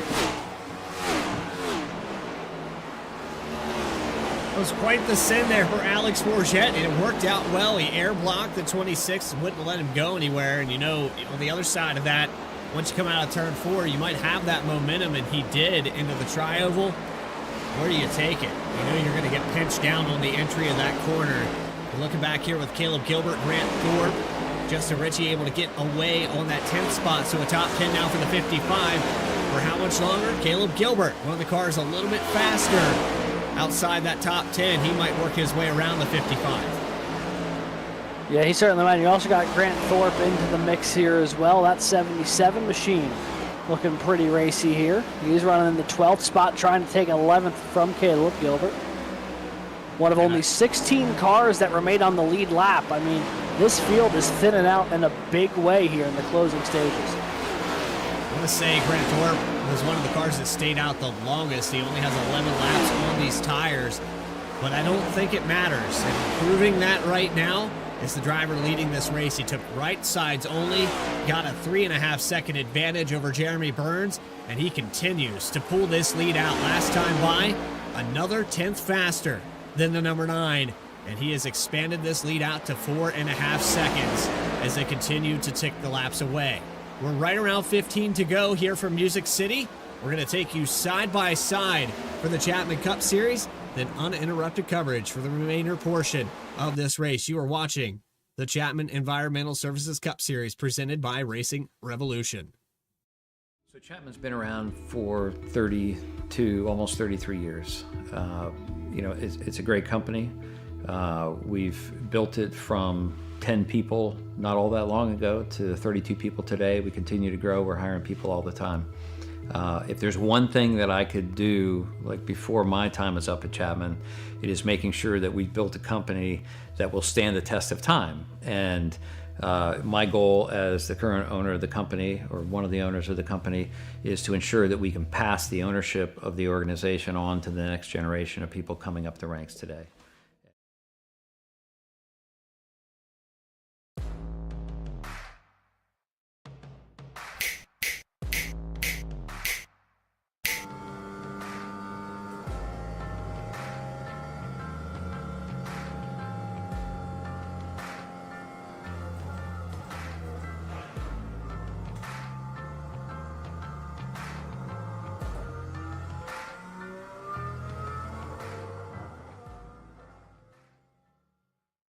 One area of our business where we impact the local communities pretty heavily is the school systems.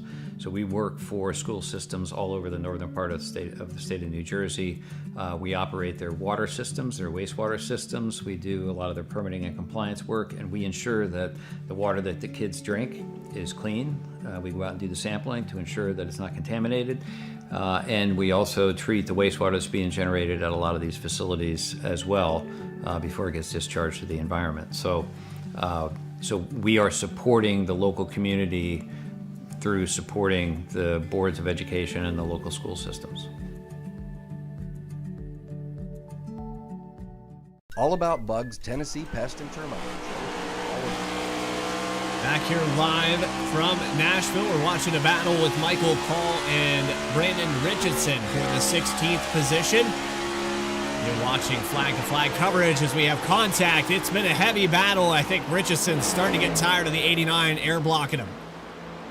Yeah, and that is the battle for the free pass position on the off chance there was a late caution here today. So that is a very valuable battle on the racetrack right now. Richardson not fully clear yet. Call going to run right along the outside. Door to door, that is a fantastic battle coming off the corner. Dead heat at the line. Call's got it just by a nose so far. Richardson, though, with the inside moved him up the hill a little bit. I don't think they're done. I don't think they are either. I think Michael Call is going to be looking to repay the favor here in the 3. So he takes a big dive to the inside. And he gets back to the throttle, a pinch down. They door touch again. Oh boy, elbows out. Richardson, elevator move to hold on to the spot. Michael Call gonna try to drive it way deep into turn 1. Oh boy, here he goes. He got a piece of the apron. Almost came up and caught the corner of the 8 there. And this is all happening right behind your leader in the 22 of Travis Gilbert, who's checked out 5.3 seconds from the 9 of Jeremy Burns. You're watching a battle now for the 3rd spot. Here comes Dakota Floyd to the inside of Trevor Erhardt with 10 to go. And Alex Forget, Kyle Diaz right there as well. This is not over yet. If you're a part of this battle for 3rd, the podium definitely not decided. As Floyd has that spot for now, but Erhardt and Forget both a car length from each other behind the 57 here. Dakota Floyd's going to have to really keep an eye on that mirror if he's going to finish on the podium here tonight. It looks like Michael Call has conceded that spot. He's now fallen back half a second from Brandon Richardson. So if we get a late race caution, the 8 would get back on the lead lap with that lucky pass. We've also got wave arounds here and a little bit of a difference between that. We talked about that just last night at BTDY. But when you get a free pass position, it requires all these other drivers to pit. And I don't foresee a lot of this top 10 giving up track position. These tires have only fallen off about 4 or 5 tenths. I think right now, maybe 2 tires would be the max if we do see someone come down at work for Travis Gilbert.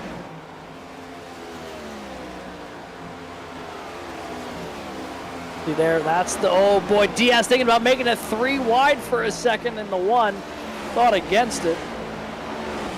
Erhardt, Forget. Index card distance between the 2. To see now Diaz trying to sneak his way. Now it's going to be a 3 wide move. Really heavy on the brakes. That put Forget up the track. Forget got tight. And Diaz able to pounce. He's also to the inside corner of the 41. Not able to hold it now. But he is right there. 6 laps to go here. Oh, and he had to bail out a little bit. That was a big lunge from the 41. Trevor Erhardt firmly in control of 3rd again. But boy, did he have to work for it.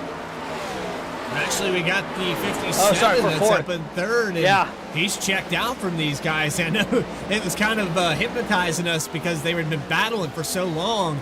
But Floyd said, see you later. You guys want to race side by side? I'll pull it out to allow around a full second. And it probably could sign it here as we have 5 laps to go. Travis Gilbert, still your leader, continues to pull away. Last time by, another 0.05 of a second. And he continues to put this together. 4 laps left for the 13th race. And we know this 22 car was bad fast once he took the lead. He was. I am shocked the amount of distance he's been able to put on, even on the 2-tire call. I know there hasn't been a lot of tire fall off tonight, but I wasn't expecting him to make time on the 9, let alone double that gap. Burns now 6 seconds back of Gilbert. Floyd only about 3.5 back of Burns. You see on board with the 9. A little bit of lap traffic in front of him, but that car way up in the distance, I believe, is the man he's chasing, Travis Gilbert. There's a lot of distance he'll need to make up. He'll lead 107 laps here tonight, but the way this is going will not result in win number 5 on the year. It's that final third of the race there. Once we got those green flag pit stops, that second round of green flag pit stops underway. The only caution here tonight was at lap 11, and then we had our stage caution, of course, at lap 45, but lap 11 is where that happened. 11 lead changes here as we come up on the white flag. It's 2 laps to go. Travis Gilbert is putting on a clinic.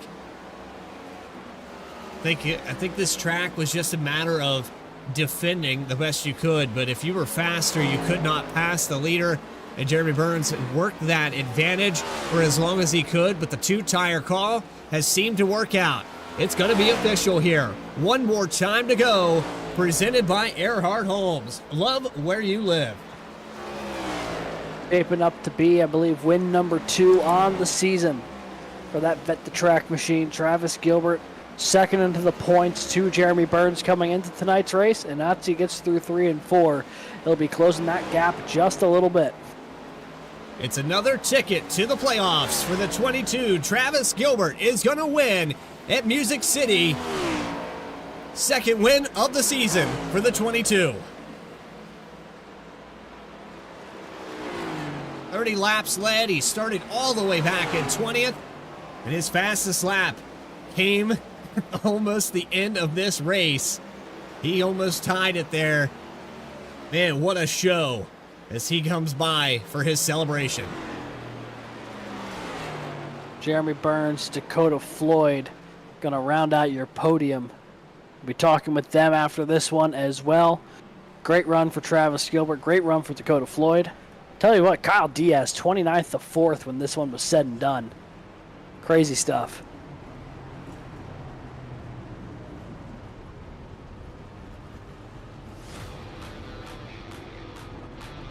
Well, he's going to burn it down here on the front straightaway. Travis Gilbert victorious here from Nashville. And he should have enough fuel left in that Vet to Track 22 as he will burn it down at Music City. Just a moment here while we round up your race winner. We'll get our post-race interview with Victory Lane, as he's going to do a celebration around this racetrack. I tell you, Alex, it was a fantastic show. We saw a clean green race for 99% of it.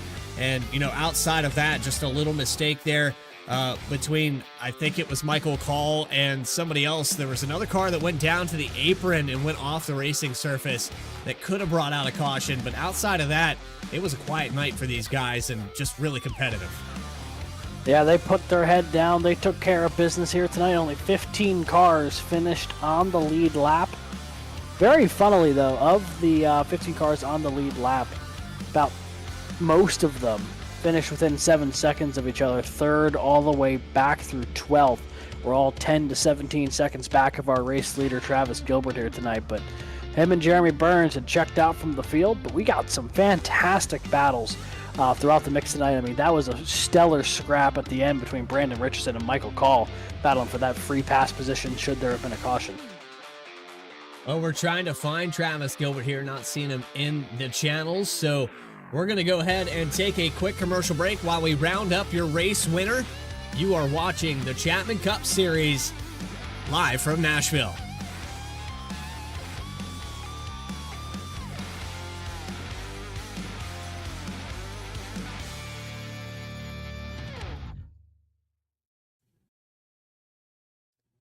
Chapman's been around for 32, almost 33 years. You know, it's a great company. We've built it from 10 people not all that long ago to 32 people today. We continue to grow. We're hiring people all the time. If there's one thing that I could do, like before my time is up at Chapman, it is making sure that we built a company that will stand the test of time. And my goal as the current owner of the company, or one of the owners of the company, is to ensure that we can pass the ownership of the organization on to the next generation of people coming up the ranks today.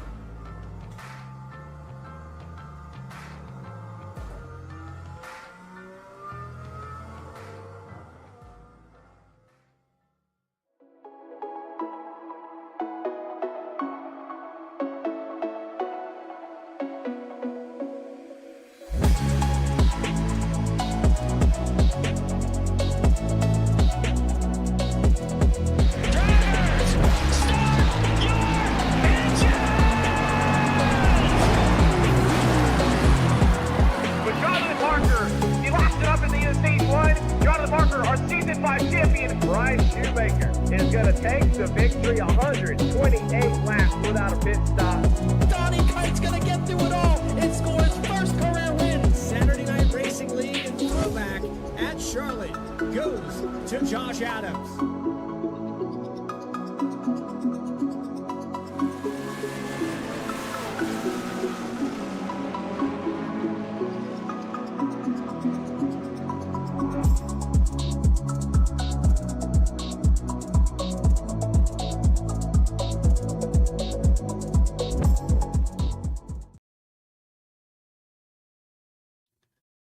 Welcome back here to Nashville Super Speedway, the 1.33 mile oval just outside of Nashville in Lebanon, Tennessee, where we've caught up with your winner.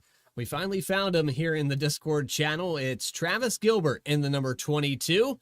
You find your way on 2 tires, and who would have thought? But, you know, we saw the fall off on these tires. It was only around 5 or 6 tenths when you guys ran that full fuel run, and I guess maybe that played into your strategy, knowing that you couldn't pass Burns. You took several stabs at it. The only way to get around him was to make a call like that. Yeah, Bradley, absolutely. Good evening. And yes, first I would like to apologize to Alex Berube. Man, I was following him there and I got into the wall and it shot me down underneath him. And I did not want to pass him that way. I picked him tonight in one of our fantasy picks. So first, I'd apologize to Alex for that. That's on me.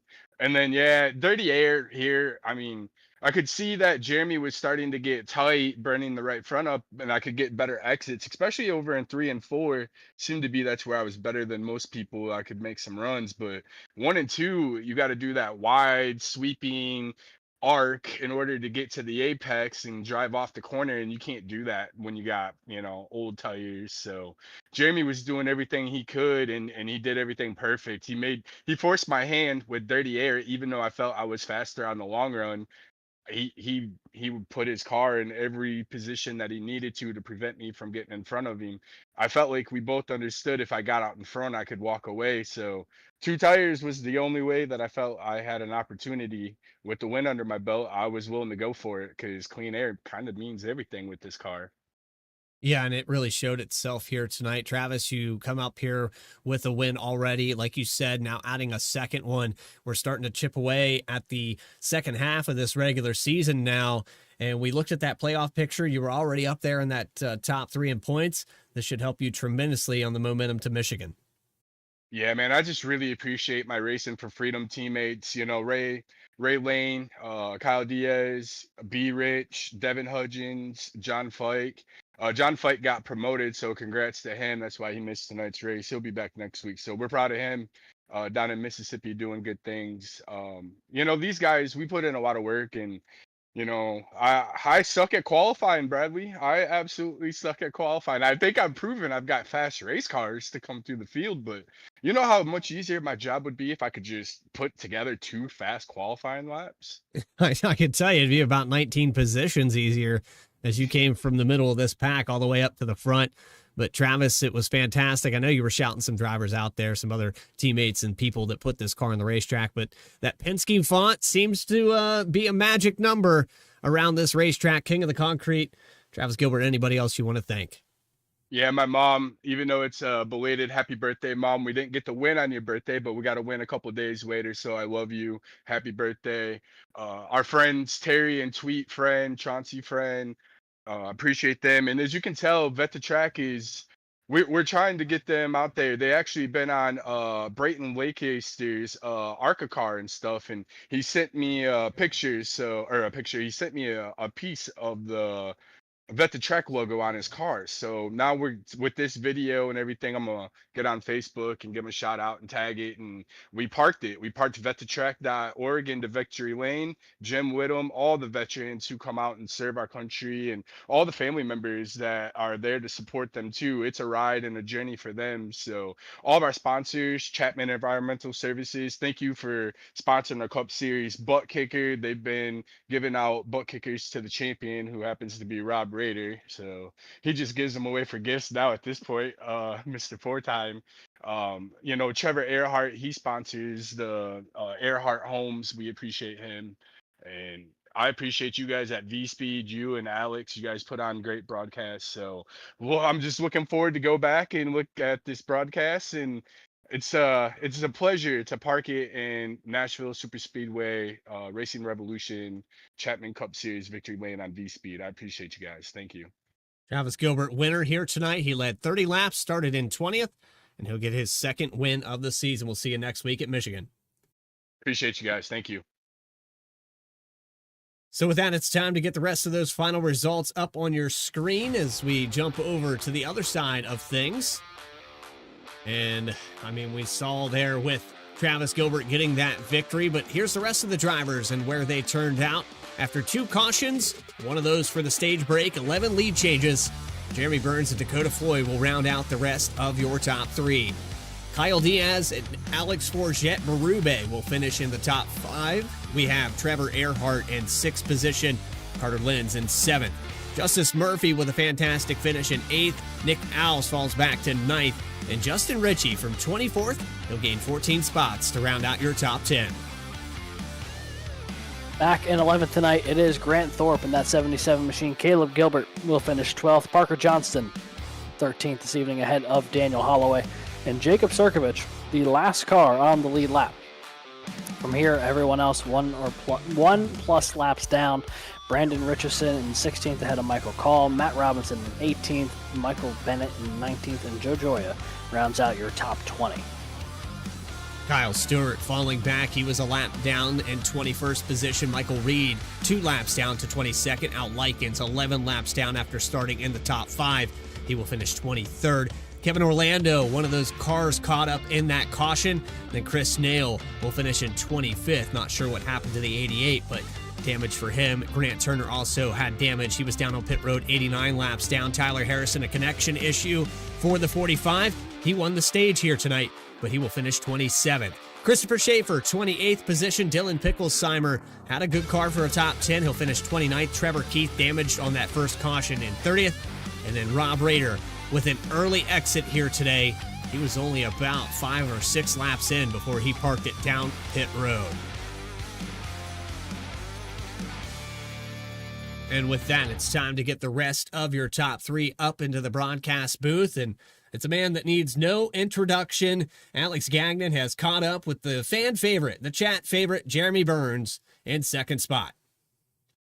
Hey there, Jeremy. You got a copy? Yes, sir. I'll tell you what, you led just about as many laps as you did last week. Unfortunately, though, not quite the same result here this evening. Talk to us a little bit about your race. It looked like you were in control for a good bit of the race. Then Travis jumped you with the 2-tire call on pit road, and you just didn't seem to be able to get back up there. But overall, I mean, really controlled this race for a good bit of the evening. Yeah, I mean, really, we're just coming in here trying to get a solid points day. Travis taking 2 there was definitely the smarter call. I just really thought with the full run, the 2 were going to fall off the longer that we got into the run. But I'm just hoping that within the next few weeks with this new iRacing update that they kind of tweak some things. Because there's just some things with the setup and the way that the car drives that is a little unrealistic, and especially on the road courses, because I know we have Sonoma coming up. But just overall, it was a great day. Really hard racing between Travis and I, even Tyler and I for the stage. But definitely just kept it out front, minding my P's and Q's, made sure that we executed on pit stops, didn't overshoot a box, didn't do anything crazy, and came away with a solid points day. And, I mean, just trying to make sure that going into the summer stretch here, we're not going to try to get into a slump. I know that we've had early success within the series, but just trying to maintain that momentum and, trying to make sure I don't fall into a lull here. Well, yeah, speaking of which, we know your prowess for road courses, and 2 of the next 5 on the schedule here through the summer stretch are road/street courses. Are those ones that you identify as like, oh, got to make sure I knock those out of the park, or do you feel pretty confident with those and you turn your attention more to the ones that are less within your established wheelhouse, as it were? Well, I never overlook a race as something that's already there and something that I can hold on to, because you never know, right? So we're going to treat it just like anything else. I know that me and my team and my alliance are going to work together to put in a lot of hours in practice. because the expertise, not only with myself, but Bennett has a lot of success, or has had a lot of success in the past at Sonoma. Rob and I have had a lot of success at the Chicago Street Course. So being able to pass that along to the team, yeah, we're going to focus on the other tracks, Michigan, like we would any others, but basically we're going to try to hone in on those road courses, because we know that is a great opportunity with the skill set that we have with the team and the alliance, along with myself, just being able to maximize the points, because the regular season points do matter. It pays playoff points by the end of the season, and we're going to take advantage of any opportunity and any competitive advantage that we have. So being able to do that, we're definitely going to be looking at that here in the near future. Well, we will get there starting next week at Michigan. Jeremy, from the pole, 107 laps led tonight, P2 finish. Good points day for you. Anyone you want to shout out here tonight? Yeah, huge shout out my mom and dad, Josie, Coach P, Sonny, my grandma, Miss Betsy, Julie, Derek, Caroline, Shannon, Belinda, Betty, Colleen, Tommy, Chrissy, Dana, and Dylan. Any of the other supporters out there. I know probably Terry Hudgens is out there. Just, huge shout out to him. Gives me an extra 5 horsepower. But huge shout out to Element X and Performance for everything that they do, teammates and alliances, Metroplex for being on the hood, and the series sponsors as well: Enginuity Power Systems, Chapman Environmental, Buttkicker, Coastal Financial, Ultimate Exterior Light, Erhardt Homes, and All About Bugs, and y'all up here at V-Speed. Y'all put on an amazing broadcast, and I can't wait to go back and watch it, along with the admins and drivers, everybody else who made this possible. Just huge shout out to them, and yeah, looking forward to Michigan. Alrighty, Jeremy, thanks for dropping by. Congrats on the good points day, and we'll see you next week in Michigan. Yes, sir. Appreciate it. That was race runner-up Jeremy Burns in that number 9 machine. Led 107 laps here tonight, just came up 1 spot short. Now your final podium finisher with Dakota Floyd in the number 57. You had a long run car and you proved it. This race stayed green. You found your way back up into the top 5 on that final stint. You had flirted with the top 3 a couple times here tonight, Dakota, but it just seemed like everyone was kind of in that short run mentality after we had that caution shake it up on that first stage. But once we got those long runs into this, you really showed that 57 was fast after about 40 laps. Yeah, it's just unfortunate how long it took this thing to get long run speed, because the lap times just never came down until the last maybe 10 laps of the run. So 2 tires got me out of a hole twice tonight and put me up front in the stage break and got me back up there for the end of the race, and was able to get past Trevor there clean and kind of just let those guys battle it out and get as much space as I could there at the end. Yeah, and it looked like a lot of side-by-side from 3rd all the way back to 8th. It happened all night long. You had your teammate there with Justin Ritchie racing side-by-side with you for a while. You also had Kyle Diaz, the 12 of Justice Murphy. Just pretty much the same names were around that 57 all night long. Yeah, absolutely. And I mean, it was hard racing for sure. I mean, it was really, really hard to pass tonight, and you just had to pick your marks and hope they stuck, or someone on your outside or inside got tighter than you, and you could kind of just drive around them. But I mean, you had to kind of give it everything to get around somebody here. A lot of fixating on pinching the corners, maybe sending it a little bit deeper. It's almost like a short track here. It took a kind of a hybrid line to get around this place, and you saw it there at Dover. We've seen it at tracks like Bristol and Martinsville, but then you had that play there on Las Vegas and Chicagoland. It's just a weird place to be at, but ultimately another podium finish here. Dakota Floyd, is there anybody you want to thank for tonight's performance? Yeah, always got to thank the teammates first and foremost. Unfortunately, Kyle got into some damage trouble there. Never was able to get it fixed, so we went green the whole way after the stage. So really unfortunate for him. I know he was looking to have a good race, and happy with Richie's finish there. He got a really good finish. He was showing a lot of speed there. So always good running with those guys. They always all of us always push each other to be better every week. And thanks to the league and the admins for giving us a great place to race, and for doing everything that they do to keep this league running. Thank you guys at the broadcast booth, always doing a fantastic job and giving us a great show to go back and watch. And thank you to all the fans and all the sponsors, for that matter, that keep us afloat here. Dakota Floyd, third place here at Nashville. We'll see you in 1 week's time when we go to the hills of Michigan. Absolutely. Thanks, guys. Have a wonderful night. So there you have it. That's the rest of your top three, and it was a fantastic show, but we have another one coming up here.